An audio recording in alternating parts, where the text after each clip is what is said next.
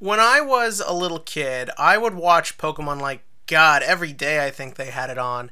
And while watching, I just kind of assumed that one day our 10-year-old protagonist Ash Ketchum and our presumably 10-year-old main female character Misty would one day get married. They would fall in love and be together forever. Why? Because I was a kid and I assumed boy, girl, that's just how that works. I assumed this so much to the point where when Misty left in the anime to pursue her own dreams and goals, and whatever feelings her and Ash had for each other had to just end because they needed to grow up in different ways, I actually was pretty pissed and I was kind of sworn off the Pokemon anime for a little bit. That and May was annoying as fuck, but that was the main reason. But as I got older and I started seeing more romantic media, I kind of had that mindset sort of in a lot of ways justified.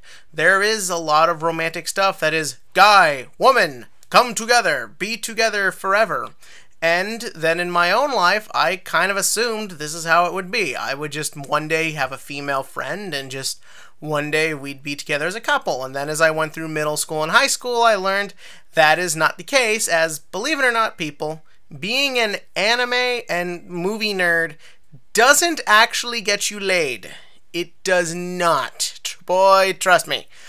And you kind of learn about life's complexities like this. And you learn that you need more of a connection with another human besides just we like the same TV shows.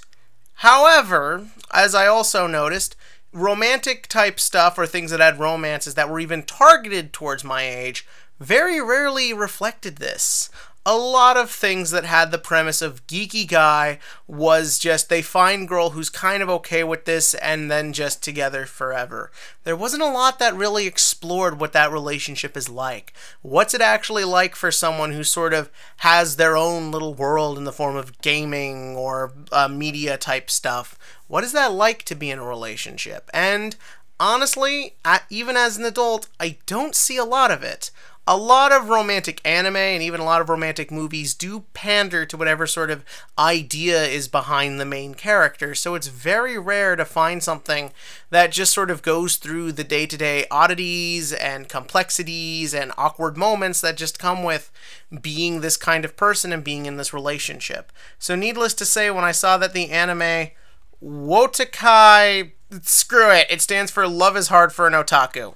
When I saw that this anime was coming out, I was curious. I've seen and I've talked about several other anime on this channel that deal with nerds in love and have been mildly impressed to mostly just disappointed. So this one would be more interesting, especially because this is actually a show about adults being in a work environment. I can immediately relate more to that than I can to half of all anime out there. And I gotta say, this is a really good anime, and I think if you are any sort of nerd, rather you're high school or an adult, you can really relate to this thing. A lot of people have talked about that they're just happy to see more anime that's about being an adult, but I want to talk about today what actually sort of goes into the relationships this show talks about, and how I think this might be one of the more relatable sort of romantic things for the kind of people that I am. This isn't a show just about, oh, we're geeks, so therefore we connect, that's it. No, it's about how we're geeks, that's step one, what from there? Even the anime's OP does that, which is really great to see. So what's this show actually about? Well, pretty much it's about two different couples. You have Narumi and Hirotaka, and they make up the main two, and then you also have Hanako and Taro. I apologize if I don't get a lot of these names right. But basically you have Narumi and Hirotaka, who are a new couple. They were childhood friends and they have just started working at the same company together. And basically one day Hirotaka, who had a huge crush on Narumi growing up, finally works up the courage to ask her out. Naturally, you'd expect this would be episode 13, not the end of episode 1. That was great enough as is, but also the show kind of does an interesting thing. Narumi, is a huge, like, sort of mini gamer. She's into, like, a lot of yaoi stuff. She loves anime, she loves manga, all this stuff. And Hirochika is a huge gaming nerd. And yeah, that's a great thing for them to connect, but what the show makes interesting is they get into this relationship where, in a weird way, some of those traits that are usually made out to be purely positive and others are kind of negative here.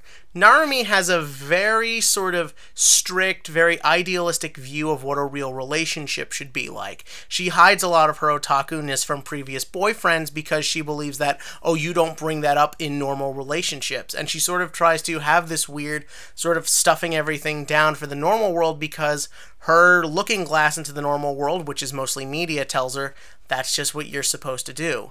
And then you have Hirochika, who is the complete opposite, and he just doesn't care. He's usually just wrapped up in whatever game he's playing. He doesn't care what other people think. He's very quiet, very reserved, doesn't want to stick out, doesn't even really want to talk to each other.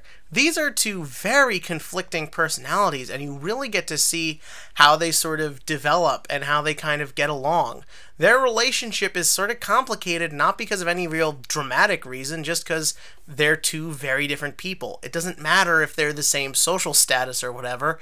There's going to be problems. You have episodes where Narumi wonders if she's the right kind of girlfriend for Hirochika. You have episodes where Hirochika wonders if he can be the right kind of girlfriend.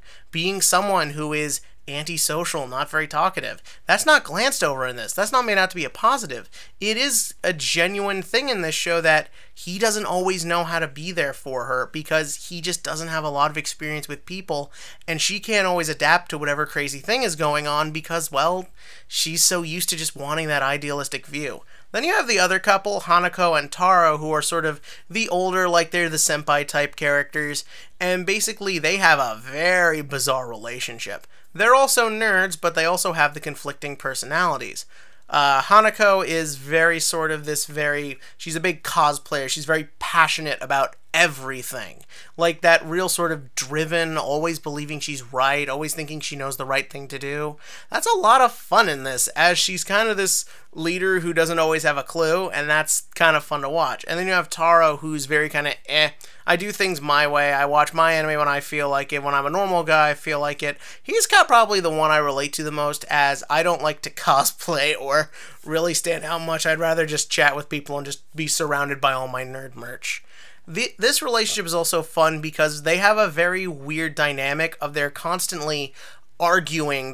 Both their personalities are very aggressive, but in very different ways, and this results in a relationship that not everyone really understands. In fact, they don't even really understand each other that much, but they have that connection.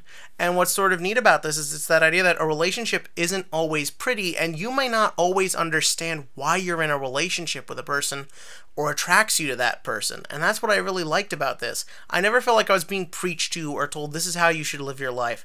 This show is always sort of told from the perspective of this is kind of just how these people operate, and this is kind of how they function.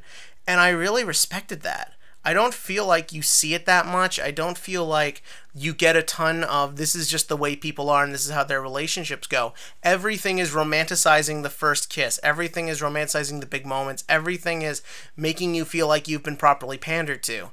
This is very much that relationships are hard and they are confusing, and it can be tough to let someone in.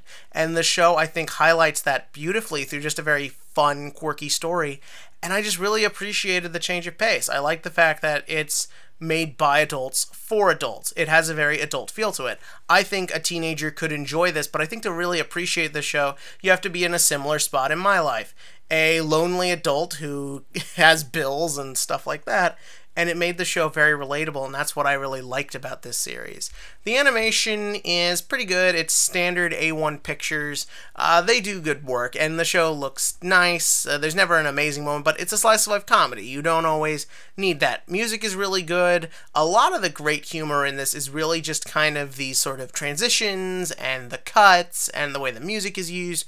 ED especially is really nice to listen to. The OP is fun, though the images feel a little fillery. If I were to pick my biggest gripe, it's that I don't think the show is as funny as it should be.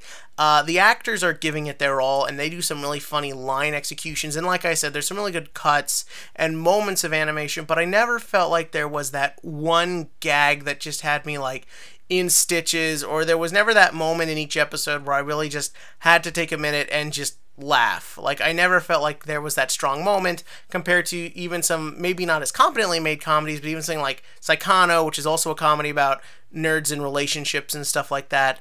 I never felt like there was that great laugh out loud moment, and because of this, I can't necessarily recommend this as a super knee slapper, though a lot of people did find it extremely funny.